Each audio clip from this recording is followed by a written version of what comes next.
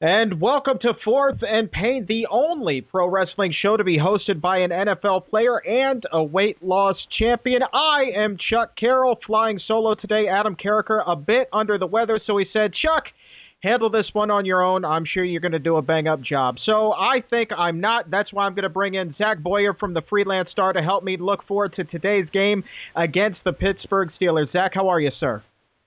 Chuck, great. I'm doing well. How are you? I'm doing good. Hopefully you have a little more confidence in me than I have in myself. So without further ado, let's just press right into this thing. Zac, honestly, we're about halfway through the season today, Game 8. Are we at a point now where teams have enough tape on RG3 that they're going to be able to kind of slow down his numbers, put the brakes on his production a little bit? Or is his talent such that he's going to be able to push through no matter what kind of adjustments makes, and he's just going to continue having kind of this really remarkable rookie season that he's strung together thus far? Well, I think that was one of the advantages that they had against the Saints in the Week 1 victory was that the Saints did not have any tape on Griffin. They didn't really know what to expect. I mean, yeah, they saw him at Baylor, and they saw him in the preseason. But what he was going to be actually able to do against that team was a little bit of an uncertainty. Now, 8 games in is not necessarily the biggest sample size, I guess, to look at, but you can certainly see through 70 plays a game what Griffin is able to do. I think the Steelers have traditionally been a strong defensive team. You see that, Mike Tomlin's defensive background coming all the way from Tampa Bay and leading that team through some years of very strong, stout defenses, that they're going to be ready for him. I think him playing that style of option football that you don't often see in the NFL is going to catch him a little bit by surprise. It always does. You look at the Giants last week, and they said that they were pretty amazed by what he could do, even though they prepared for him. But I think that the Steelers are smart enough and they have a good enough idea of what he can do. It's just like it always is in the NFL. It's just going to come down to execution. Well, Zac, as I understand it, no Troy Polamalu in this game. Does that mean that we can expect a big day, or at least give the guys like Leonard Hankerson, Josh Morgan, Santana Moss, those guys an opportunity to get a few more grabs? I don't think it does. I think if you look at what Polamalu's been doing this year, he's been hurt for, I believe, all but 2 games, maybe 3, with the calf injury, and even last year when he was battling the concussions. He's a guy who hasn't played up to the world-beating level that he was in his previous few years. And the Steelers' defense is still ranked number 2 against the pass in the league. I don't think that that's necessarily going to change against the Redskins because Polamalu hasn't made that much of an impact on that team this year. I think what you're going to see is you're going to see Ryan Clark. You're going to see a safety core that's pretty strong. You're going to see Griffin try to go against a certainly the best group he's faced this year in the defensive backfield. Whether that leads to additional opportunities for the receivers, I don't know. But with the whole situation with Garcon being out, with Fred Davis now being missing, regardless of who the Redskins are playing, guys like Morgan and Hankerson and Moss and now Cooley again, those guys are going to have to step up if they're going to try to have any victory today. Now, you talk about Chris Cooley. Of course, he comes back after Fred Davis goes on IR this week, the ruptured Achilles. Realistically now, Zac, how much can we expect out of Chris Cooley given that he spent the first 7 weeks of the season on the couch? Yeah, this is a question, Chuck, that I've been asked a couple times during the previous week about Cooley. And it's really hard to say. You get a guy it's not like they're bringing in a tight end from another place. They're bringing in a Kellen Winslow or somebody who has to kind of adapt to the system. They've brought in a guy to replace Fred Davis, who was here for 8 years and has only been out of the league for 8 weeks. He's certainly a guy who doesn't have the exact talents that Fred Davis does. He's not the guy who's going to be able to get separation and below 15 yards downfield and be able to grab that pass across the middle and a little hook route like they was able to do, or not going to be able to find him so quickly in the seam for a huge gain. But Cooley's been a reliable receiver his entire life. I think that's probably something that he's going to be able to provide for them again, regardless of when he's getting in there or how maybe out of shape he is. Cooley maintains he's been fine, but I think he had the quote of the week on Monday when he said that he wasn't doing power lifts in his living room listening to Rocky music. But I think that he's plenty able to fit right back in. The role that the Redskins give him is going to be uncertain. I think they like Logan Paulson a lot, and a lot about what Niles Paulson thought of by the Shanahan regime. They think he could be a Shannon Sharp in the future. I'll leave my opinions aside on that. I don't know that that's necessarily been evident this first couple of games, but I think if Cooley's given the opportunity that he was given last year, With Fred out, even the 20 to 30 snap range, maybe 1 or 2 or 3 targets a game, he's not going to be making that much of an impact. But with Fred gone, it's certainly an option for him to be able to make some plays and maybe see a few more targets, maybe catch a few more balls from Griffin, and kind of work his way back in. They're going to need him. They're going to need him today, that's for sure. We're speaking with Zac Boyer from the Freelance Star. Follow him on Twitter at Zac Boyer. And this, of course, Fourth and Pain. Now, we're just talking about Chris Cooley. I mean, honestly, his skill set is a little bit different. How much of a drop-off, seriously, if we were going to put this in percentage, Zac, how much of a drop-off is Chris Cooley today compared to Fred Davis, a healthy Fred Davis? That's a tough question, Chuck. We haven't really seen what Cooley's been able to do this week. We didn't really get a good idea during the preseason because he's playing fullback because Darrell Young was hurt. I think he was actually throwing 1 or 2 passes in the preseason and may have only caught one of them. There's such different types of players that it makes it a very difficult assumption as to what he can do, a very difficult assessment. I think at the very least he'll be able to carve himself out a role. I think that's what he's got his mindset on. I think that's kind of what the coaches are hoping for. His health, willing. How he compares to Fred Davis attribute-wise, I think they're just 2 completely different players because of Cooley's nature and his blocking. More physical guy, shorter guy, thicker guy. But he's shown throughout his career that he can catch passes. He's the all-time leading receiver by a tight end in this team's history over 9 years. And I think that says a lot about what he can do if he's fully healthy. Zac, do we have any sort of gauge on where his knee is at, that suspect knee that gave him so much trouble last season and even the year before that?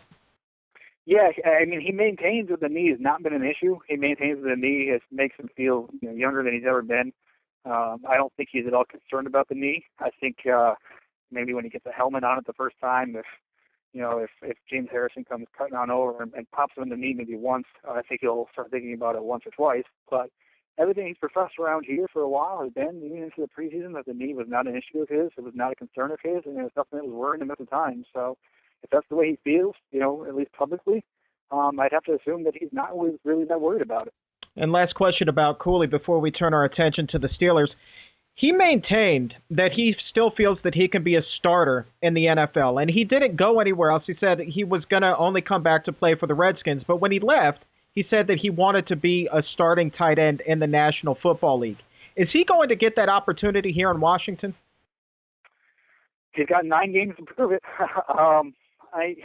Given the alternatives, Fred's situation is interesting because Fred is on the franchise deal, so he won't necessarily be back next year. He doesn't have that long-term contract, and whether or not the Redskins were ever interested in signing him to a long-term contract at the end of the year has got to be in doubt now because guys don't always necessarily return that well from Achilles injuries.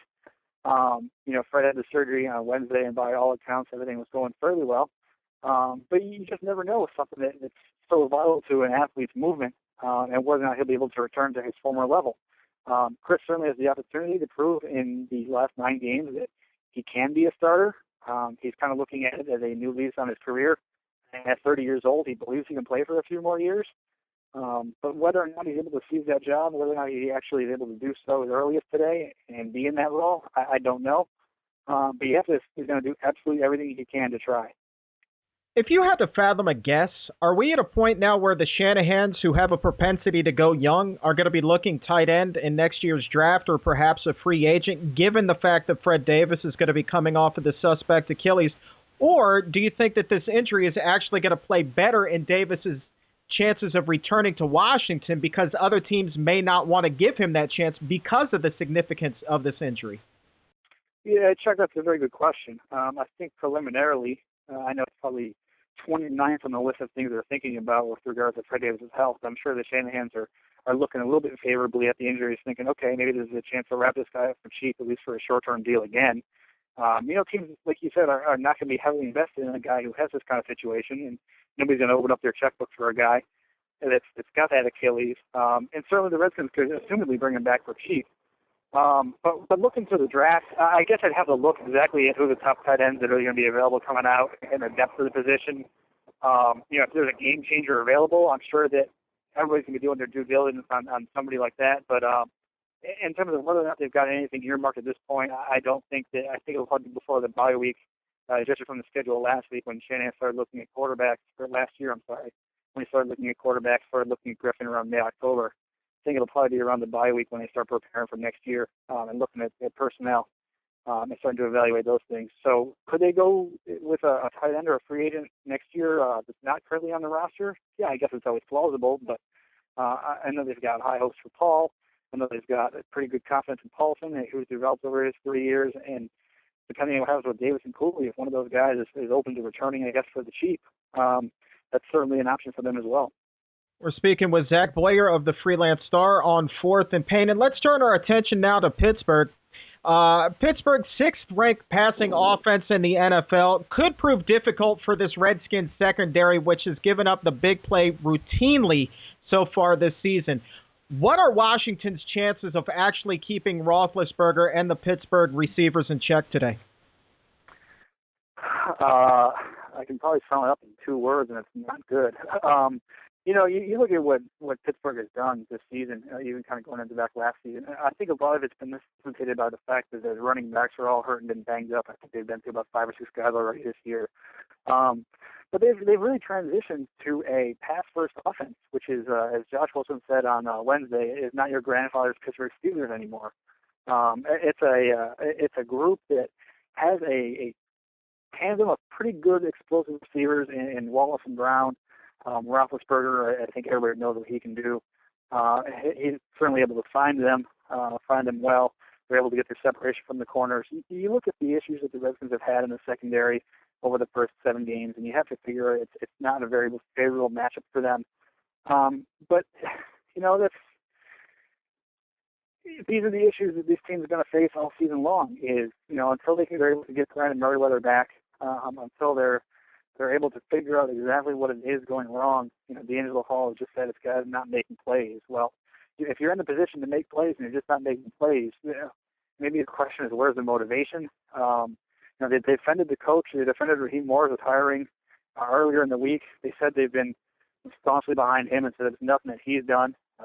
Raheem Morris' track record with the secondary in Tampa Bay for so many years as a defensive guru has been very good. But you look at this team is not playing with its presumed starter at strong safety and Brandon Merriweather and its starter at free safety at Bernard Jackson, and that's hammered them. They've had to shuffle and they've had to adjust, and it's certainly a concern of theirs. If you want to talk about a position they'll definitely go to in the offseason, that's going to be it. But yeah, the Steelers have a great chance today of putting some big numbers and exploiting that secondary, sure. Well, now you just talked about the lack of Merriweather and the lack of Jackson. With those 2 guys out, and you say that the Redskins are probably going to address this position again next season, well, they addressed it this past offseason, which leads me to ask this question. Is it fair to put the blame for the secondary fail on Jim Haslett? A lot of people have been blaming him this week and not necessarily Raheem Morris for that game-winning touchdown in New York and the big plays routinely that we talked about so far this season. How much of that blame is on Jim Haslett, Zach? Those situations, Chuck, when maybe back in high school or middle school when a bunch of kids did something that was really cool and then everybody else kind of thought it was cool to do the same thing too. That's kind of what I think it is with Jim Haslett. Everybody gets the idea that, oh, hey, look, these people are blaming Jim Haslett. That must be the cool thing to do. Let's blame Jim Haslett for this. And I don't think that's at all the case. Jim Haslett wasn't the one who was flat-footed in the Giants game who got beat on that touchdown pass to Cruz. It was Madu Williams. So yeah, I don't think any of that really has to do with him. It's a situation where you're just stuck with guys who aren't fully healthy, guys who aren't really their plan A type of guys coming into this season. I don't think a whole lot of that has to do with him. His track record, I believe, has spoken pretty well for himself over the years. I think that what their main issue is just comes down to I hate to use the phrase, the speak, but it's talent and execution. And if guys not going to get stuff done, that's not really on the coach. He's only got to deal with whatever he has to deal with. At this point in the season, you're not going to be able to find guys who are going to come in there and fill those holes. Haslett can put them in the positions they need to be to make a play. It's up to the guys to make a play. And have they? Most of the time they have, but the times they haven't, those have been some huge, huge gaps for that secondary. Last question for you. We're speaking with Zac Boyer of the Freelance Star on 4th and Payne. You just talk about all those injuries. Brandon Merriweather, of course, they lost Brian Orakpo, Adam Carriker earlier in the season. What can the Redskins do as far as getting pressure on Ben Roethlisberger today to try to slow him down, try to slow down those numbers, take Wallace out of the equation a little bit? Do they have a realistic chance of even getting a guy like Ryan Kerrigan into the backfield to try to break things up? Well, I think it goes on several levels here, Chuck.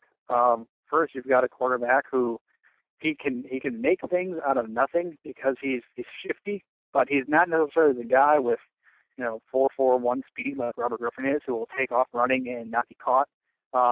He's a bigger guy who's tougher to bring down. So I think that factors in, is that Roethlisberger has some escapability to him, even if he is under duress.